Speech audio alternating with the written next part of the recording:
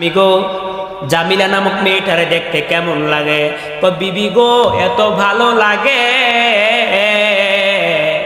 এমন একটা মাইয়া যদি আমার হইতো তাহলে মাইয়াটারে আমি বুকে একলায় ধইরা রাখতাম। স্বামী গো জামিলা নামক মেয়েটা অন্য কেহ না, জামিলা নামক মেয়েটা আপনারই মেয়ে। স্বামী গো এই মেয়েটা আমনের হই। বিবি কি বলো, তোমার না বইলা গেছি সন্তান দাফন করে ফেলার জন্য। স্বামী গো এই মাইয়াটার চেহারাটা দেখে আমার দাফন করতে মনে চায় না, আমি দাফন করতে পারি না, ওরে আমি রাইখা দিছি। ঠিক আছে কোনো সমস্যা নাই। পরদিন সকালবেলা যুবকটা বাহিরে যায়, বন্ধু বান্ধবরা আজে বাজে কথা কয়, ঘরে আইসা ডাক দেখো বিবি গো জামিলারে আতর গোলাপ লাগাইয়া দে, জামিলারে নতুন কাপড় পরাইয়া দে, আমি তারে লইয়া তার মামার বাড়িতে বেড়াইতে যাবো। যেই যুগের মধ্যে নাকি কন্যা সন্তানকে বাবা দেখতেই পারে না, কন্যা সন্তানকে মাটির সঙ্গে মিশাইয়া ফেলে, ওই যুগের মধ্যে বাবা তার মেয়েকে নিয়ে মামার বাড়ি যায়, মায়ের মনে কত আনন্দ। কিন্তু আমার বাবা জানেননি, একটা কথা লক্ষ্য করেন, সন্তানের যদি কোনো বিপদ হয়, পশু পাখি জানার আগে, সকলের আগে একটা লোক জানে, সেই লোকটার নাম কি বলেন? আরো জোরে বলেন। বিদেশেতে যদি কারো ছেলে মারা যায়, পৃথিবীর মানুষ জানার আগে মায়ের কলিজার মধ্যে একটা আঘাত লাগে রে ভাই। মা বুঝতে পারে আগারে আমার সন্তানটা দুনিয়ার জমিনে নাই। ইগন ঠিক না? আহারে মায়ের অন্তরে আঘাত লাগে, কিন্তু দুঃখ লাগে রে ভাই। ওই মায়ের কত যুবক আছে বউয়ের কথা শুই না, ওই মায়ের শরীরে হাত তুলতেও একটু দ্বিধাবোধ করে না, আছে না নাই? আপনাদের মা বুদ্ধি না থাকতে পারে, আমাদের দিকে আছে, আসেনিও। কত যুবক আছে রে বউয়ের কথা শুই না মায়েরে বাবারে নিয়ে বৃদ্ধাশ্রমে দিয়ে আসে, আছে না? কত কুলাঙ্গার সন্তান আছে রে ভাই, মায়েরে বাবারে ঘর থেকে বের করে দেয়। আরে আল্লাহ পাক রব্বুল আলামিন বলেন, ও বান্দা তুমি তোমার মায়েরে ধমক দিও না, তুমি তোমার মায়েরে ধমক দিও না, তুমি তোমার মা বাবারে ধমক দিও না, কারণ তোমার বাবা তোমার মা তোমার নিয়ে ছোটকালে অনেক কষ্ট করছে, ঠিক কিনা বলেন? ছোটকালে যখন নাকি সন্তান মায়ের কোলে প্রস্রাব করে দিত, তখন কি মা রাগ কইরা সন্তানরে ফালাই দিত নাকি? মা রাগ কইরা ফালাইয়া দিত না, মা আদর কইরা সন্তানরে বুকে জড়াইয়া কোলে লইয়া গালে চুমা দিত, কত কিছু করত। ওই মায়েরে কত যুবক আছে লাথি মারে, কত কিছু করে রে ভাই। ও যুবক বাইরে তোর দুইটা পায়ের মধ্যে হাত দিয়া বইলা যায়, বাইরে মায়েরে কেউ কষ্ট দিস না রে ভাই। যুবক ভাই গো, যুবক আছে নিয়ে নো, যুবক ভাই গো আমিও তো তোমাদের মতো একজন সন্তান। ও যুবক ভাই তোমার পায়ে হাত দিয়া বইলা যাই রে ভাই। মায়েরে যদি কেউ কষ্ট দিয়া থাকো, বাবারে যদি কেউ কষ্ট দিয়া থাকো, আজকে মাহফিলের পরে যাইয়া মায়ের দরজায় গিয়া দাঁড়ায় ডাক দিয়া কও, মা গো কত অন্যায় করছি গো মা, তুই আমারে মাফ কইরা দে। যুবক ভাই রে মায়ের পায়ে ধইরা বললে মা মাফ করব কি করব না। এখন একটা কথা অনেকে প্রশ্ন করতে পারেন, হুজুর যাদের মা আছে তারা তো মায়ের কাছে যাইয়া মাপ চাইবো, বাবার কাছে মাপ চাইবো, আবার তো মা নাই, আবার তো বাবা নাই,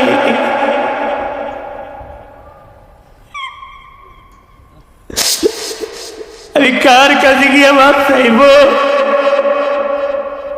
আমি বলি বাইরে আল্লাহ পাক রব্বুল আলামিন দোয়া শিখায় দিছে। দোয়াটা কমনি।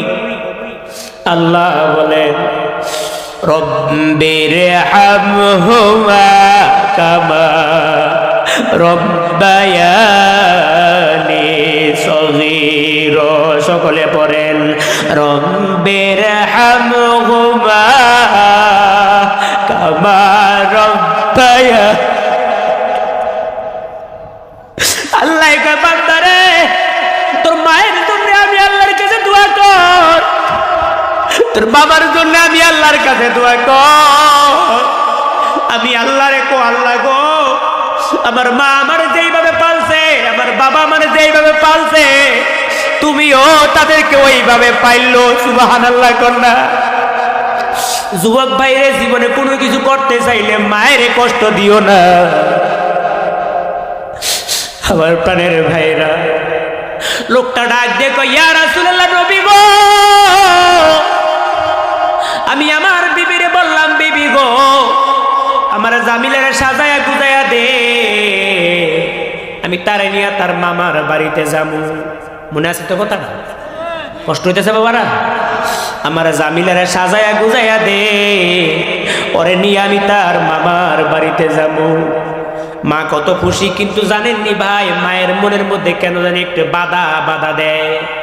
কেমন জানি মেয়েটারে দেখতে বেশি করে মনে চায়, অজান্তে কেন জানি মায়ের চোখ দিয়ে পানি আইসা পড়ছে।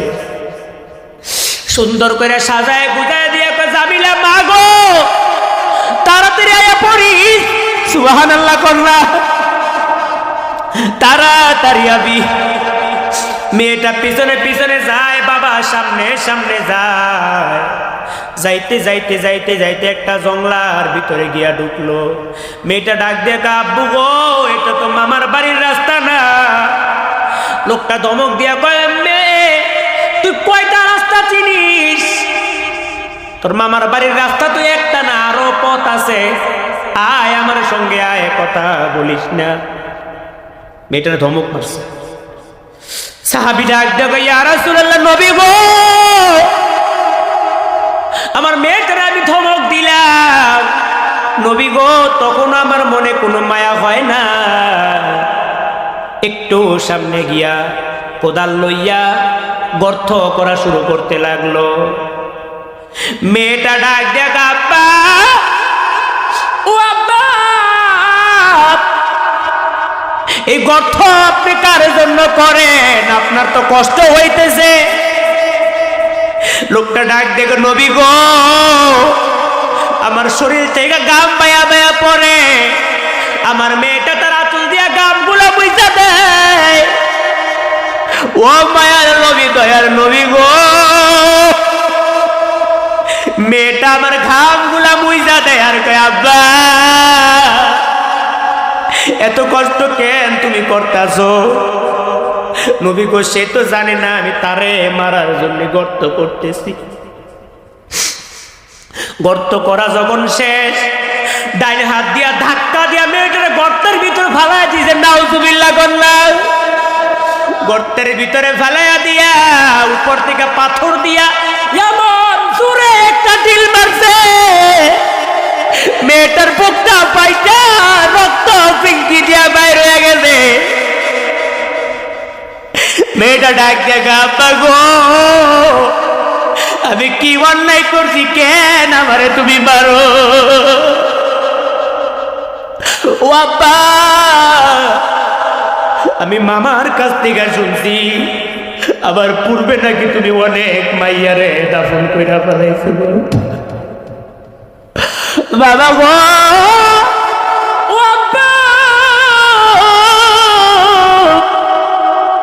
আমারে মাইরো না গো, আমারে মাইরো না।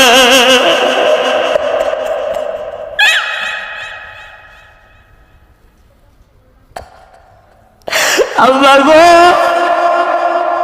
আমি যদি তোমার মাইয়া পরিচয় দিতে তোমার লজ্জা লাগে আমারে সাইরা দেও, আমি অন্য কোথাও চইলা যাবো গো। আমি তোমার মাইয়া বইলা পরিচয় দিব না। ও যুবক ভাই ওই যুগটা কেমন ছিল একটু লক্ষ্য করো। চক্ষুটার একটু বন্ধ করে মনটারে নরম কইরা দে রে ভাই। একটা বাবাই কেমনে মাইয়ারে দাফন কইরা দিলে। লোকটা ডাক দিয়ে গো, ও মায়ার নবী, দয়ার নবী গো, ও হাবিবুল্লাহ নবী, আমার মেয়েটা কত হাতে ধরতে পায়ে ধরছে, একটা বারো আমার মায়া লাগে না।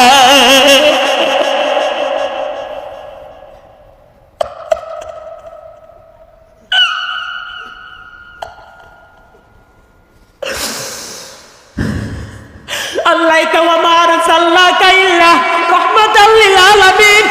নবী গো, ওই অবুঝ মানুষগুলারে বুঝাইবার লাইগা আমি আপনারে রহমত হিসেবে পাঠাইছি। সুবহানাল্লাহ কল্লা। ওরে যুবক ভাই, আমি যদিও চোখে না দেখি আমি বুঝতে পারছি অনেকের চোখ দিয়ে পানি হয়তো আসছে। আমার মনে হয় ইতিহাসটা শুনে অনেকের চোখ দিয়ে একটু কম বেশ পানি আসছে, ঠিক না?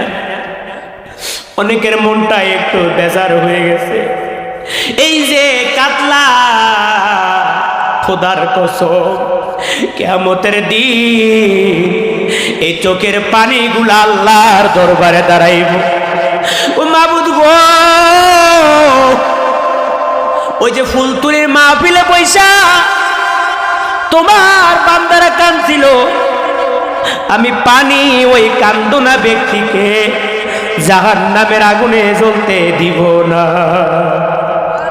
ফালিয়াদহাকু কলিলাও ওয়ালিয়াবকু কাসীরা।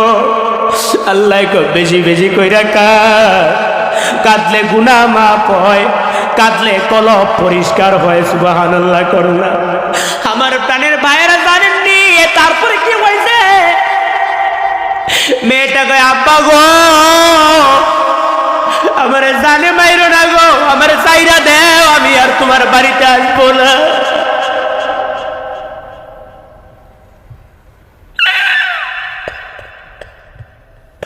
ও আমার যুবক ভাই, ও বুড়া বাবারা, মেয়েটা কয়, আব্বা গো, আমার পরিচয় দিতে যদি তোমার লজ্জা লাগে আমি অন্য কোথাও চলে যাব, কিন্তু কোনোদিন তোমার মাইয়া বলে পরিচয় দিব না। আমারে তুমি মাফ কইরা দে।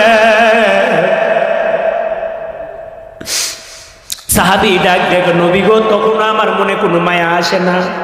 আমি উপর থেকে আরেকটা পাথর নিয়ে কপাল বরাবর মারলাম, কপাল ফাইটা রক্ত ফিনকি দিয়া বের হয়ে গেছে।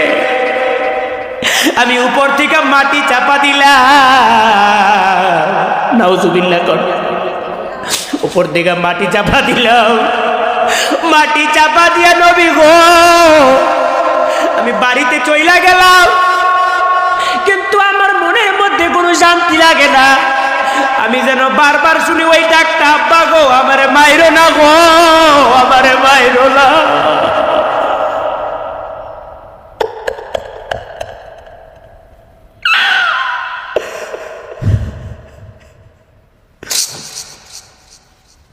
নবী নবী বলে